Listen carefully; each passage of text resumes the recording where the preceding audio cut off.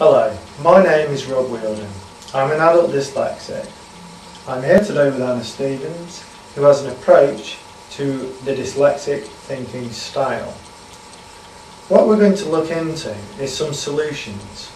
My favourite quote from John Lennon goes like this: "There are no problems, only solutions." So, let's explore some solutions. Hello, as Rob's just said, my name is Anna Stevens. I'm a specialist in helping dyslexic thinking people learn how to learn using their way of thinking. And what we find is when they learn in this way, reading, writing and many other activities come more naturally and more easily, and problems start to dissipate. So Anna, what made you take an interest in dyslexia? There were several things that came together, as they do sometimes in life. Firstly, it's personal experience. While I consider myself to be mildly on the spectrum of dyslexic thinking, I do experience it nonetheless, and I have had difficulties as a result of it. I also found out that there were ways of overcoming it which were far more developmental and based on ideas to build neural pathways through the mind. And that really connected because I started to see things that I'd never seen before in terms of how to help people and the impact of doing it when you help them in their way. So this kind of altered perspective, this could help, say, in education or in the workplace? Once you start to learn and get the hang of it and you get interested in something, learning becomes sort of perpetual. And then whatever you're doing, whether it be learning your work, doing your work, everything starts to become a lot easier. And I guess it's a more enjoyable process as well. Well, I would say so. Yeah. It's something that's quite easy to do, and it becomes more interesting as opposed to something that you give up because it's just too thinking hard. Yes, yes, and I think that can be a common problem, can't it, both for children and adults? Yeah, it is. A lot of people get demotivated, and it's not just dyslexic thinkers. I mean, if you sort of think about anything in your life, if it's hard and you don't get positive feedback, you really don't want to do it. And we do see that a lot with dyslexic thinkers. So you kind of get into a flow of doing things, and an approach that's making it more accessible to you in a way. Yeah, very much so. Anna, one of the things you talk about is not having dyslexia, but having a dyslexic thinking style. Would you care to elaborate on that? Yes, when I first came into this arena in terms of learning about how to work with it rather than just knowing about it and living with it, it was presented to me very much as if dyslexia is one thing, dyspraxia is something else, dysgraphia, dyscalculia, ADHD. But as I've become more practiced and worked with more and more people, what I've learnt is they're not really separate. They are all part and parcel of the same thing. And I haven't worked yet with somebody who only has characteristics in one group. So I see it very much as a way of thinking because it's anything within this whole sort of 5 or 6 groups. That's interesting what you say, because they're actually new terms to me. I'd heard of dyslexia before, but the dysgraphia, and there seems to be a whole raft of phrases that I'm unfamiliar with. Would you care to elaborate on what they are? Okay, very briefly, and using like a purist definition. Dyslexia is problems with words and reading. Dysgraphia is about writing. Dyspraxia is about balance and coordination and movement. Dyscalculia is about maths and manipulation of numbers. And ADD, ADHD, which are attention deficit disorders, are about where one keeps one attention at any one time. Do these characteristics exist kind of concurrently within individuals? Is that something that you find? Very much so, all the time.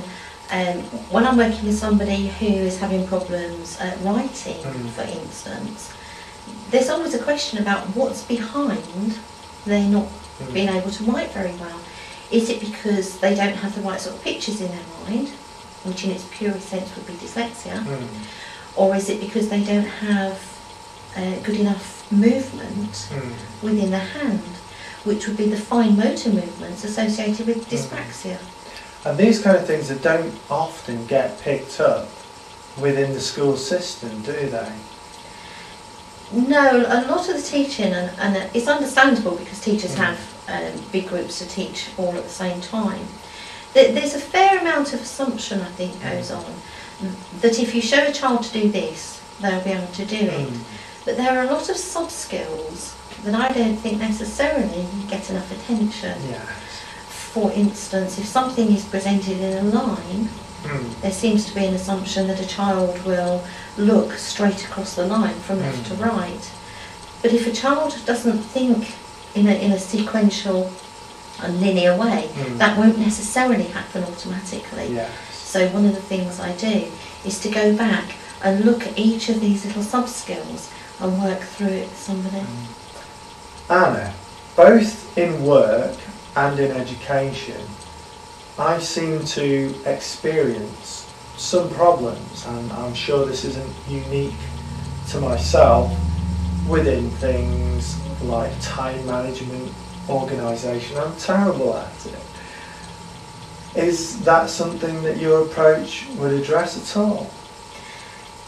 Yes, in fact, anybody who has problems with like time, recognising how much time has passed, whether they can be on time or late for appointments, and sometimes actually it's hopelessly early for appointments. They don't have an active understanding about how time works, and it's looking then at time as a concept. And this concept links with several others like sequence. And one of the things I regularly do with people, in fact more so with anybody who's got tendencies around ADHD sort of style, is to go through these concepts which build on one another until we have an understanding of time. Yes, that's one thing I've experienced myself, that sometimes sequentially I will do things in a different order than maybe some of my colleagues would. Now, I was speaking to a friend the other week, and she mentioned to me that she experiences problems with maths and numbers, and this is something she found from schooling as well. Is that something that you would address? It may well. Sometimes I work with people which almost purely on a maths point of view, and sometimes it threads through from other things. I've already mentioned the concepts, and the concepts are critical within a maths environment. And you just said about sequence, you do things in a different sequence. Yes. Well, in maths you have to do things in a particular sequence. Yeah. So, again, whereas somebody who's got ADHD characteristics, I'd go through these consequences and use sequence and time. It would be similar, applied differently, but very, very similar in a situation where somebody has problems with maths, which then reinforces this picture about how I say they're all linked to one another. Because every programme is individual, and because right at the beginning there are sometimes some issues around people having to settle down. They have to learn to feel comfortable, they have to learn to trust me. So this can take different amounts of time. Generally speaking, we will start to see notable changes, which are not results in themselves, but experience changes at around 10 or 12 hours. Right. So if you were working with me on a block basis and were spending several days with me, then probably around the middle of day 2. And if you were working with me on a weekly basis, as a lot of children do, on a private tuition basis, then between like second and third month, in order to start seeing real sort of differences, sort of things where you'd be hinting towards results, probably be taking about twice as long as that. And then a bit more time to polish it and to really get the hang of it. So in broad sort of figures, I usually look at around 30 hours. Right. I'm coming to you to do the development programme. Will I need any special equipment? No. No, I have the specialist equipment. It's called plasticine. Right. If you were to come to me on a programme, what you would expect is to spend quite a lot of time playing with plasticine. It's playing in a constructive sort of way, and I would direct what we do. But you'd be surprised how therapeutic it is to be rolling out and manipulating plasticine, which does great for your nerves and your emotional state if you're a little bit sort of worked up to begin with. I suppose it's quite fun really, and quite malleable, you know. It's like returning a little bit to, you know, things you may have done as a kid. Oh, the adults love it, because as an adult, the only time they probably got to play with plasticine is when the children were grown up. And this is kind of like taking them back into their childhood, and it's one of the nicer things. Now the development programme is about learning, and you say this can be done at any age. How does that work? Anybody in any way can learn at any age if they feel motivated to.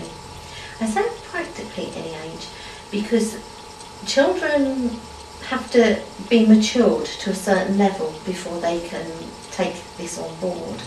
They have to be, because it's extra time and they see it as something they do in addition to school. Some children are quite resistant to it. And also, until they're probably about 7 or 8, their thinking style hasn't developed to its fullness. So I find it difficult to kind of tap into where they are because they haven't plateaued, and that's where they need to be really for me to pick them up. And then from then to any age, the oldest person I've worked with was 63. Right. So that really is, you know, you can, just goes to show you can learn at any age. You can teach an old dog new tricks. I don't look at it like quite like that, but yes, you can learn at any age. As a child, I used to be quite clumsy. My writing's still pretty dreadful. In fact, a lot of the time I write in block capitals just so it's legible for myself. I also have problems spelling and try to do it phonetically, which with some words you just can't do. Would your programme help with something like this? Would help with all of those things. Balance is an interesting one. I use balance quite a lot if I'm, or when I'm not quite sure where somebody is. If I'm asking them to memorise things, because we do a lot of work with imagination and things. And if I'm not quite sure, I can use some balance techniques to see where they are and kind of do what they need to do.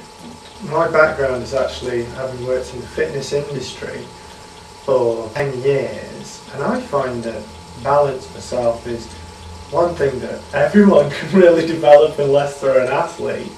So it's interesting how you tie that in with the developmental approach. Yeah, it's all part of building the pathways through the mind. So balance, I find, is key to it. Yes. Also with balance, because it's part of the area we call dyspraxia, it's linked to how you use your body. Yeah. And when you write, your hand is part of your body. Okay. So you can be using techniques to develop your writing. So yes, we put that in the programme as well. Do a lot of things with imagination because learning is an internal process. It's not something that's hammered into you. It's something that you absorb. And one of the ways to get the learning to happen is to use your imagination. Because let's face it, we all like using our imagination. We all do that as a child. And so we learn to recognise words as a whole word, as a picture. It's almost like it's on a picture card in your mind. And then your spelling will improve as well. I find that really interesting because that relates back to a well-known quote from Albert Einstein where he said intellect isn't so important, it's the imagination. So that's it's a very interesting approach. Yeah, and I do more than just working with the client helping you to develop pictures. I also have some other techniques that I use that not only recognises you've got a picture, but it's about how to fine-tune that picture so it's most attractive and works best for you. Yeah. And in picture terms, it's a bit like tuning a radio from having a slightly fuzzy sound to having a nice clear sound that you want to listen to. And we do this with the pictures in your mind, so you have nice clear pictures that you want to look at. Now, I've come across things when I was at university, such as the mind mapping approach. What do you think about things like mind mapping and phonics and that kind of thing? Do you have any opinion on those approaches? I do have opinions, Okay. yes. Mind mapping is a great tool for picture thinking people, not just dyslexic thinkers, but people who think in pictures, Yes. because it means that you can really draw on the adage of a picture paints 1,000 words. Yes. So if you get the picture there, you can remember the picture, you can remember what's on it, and that's absolutely great. It works for a lot of people, but it doesn't work for everybody. And when it comes to phonics, I personally hate them. No, that's a personal thing. If you learn what a word looks like, and what a word means, and how it's said, like its sound, if you can learn or unpack those three things together, your mind will work like a database. So whichever one of those three elements you do the search on, the other two elements will come up as well. Right. When you learn like that, you don't need to break a word down into its component parts. And the other thing about phonics is there are so many rules about how you have to do this and how you have to do that. And with all the rules come lots of exceptions to the rules. Now, dyslexic thinkers are not famed for remembering or even wanting to remember all those rules. One of the quotes I've come across is that dyslexic people always think outside the box because we don't live in the box. Is that something you agree with? I think it's a very different thinking style, given that the more left brain side way of thinking is a lot more linear, it's sequential. That's the way our education system majors on in order to teach us, and the way businesses work on. Anybody who doesn't think like that, which is probably about 10% of us being dyslexic thinkers, we don't fit in their box. It's their box. You know, our box is our own brain, and that it's three-dimensional, colour, got feeling. Yeah. You know, it's a lot more for us to learn how to manage. Yes.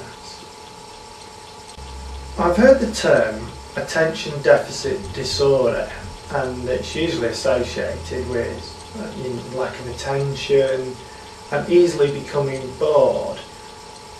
Does your programme address this issue? Yes, you've called it attention deficit disorder. It's also referred to as attention deficit hyperactivity disorder. And what it is where somebody is not retaining their attention in one place.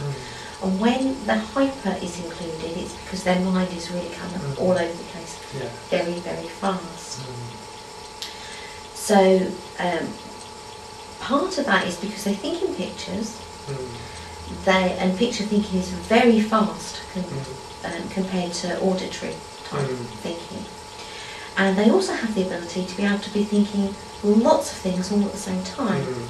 And some people will liken it to watching, say, 10 television screens, all with different programmes on, all together, and they don't know which one to look at. So what I do is I help people to do two things. One is to turn the screens off that they don't need right now, so they just look at one screen.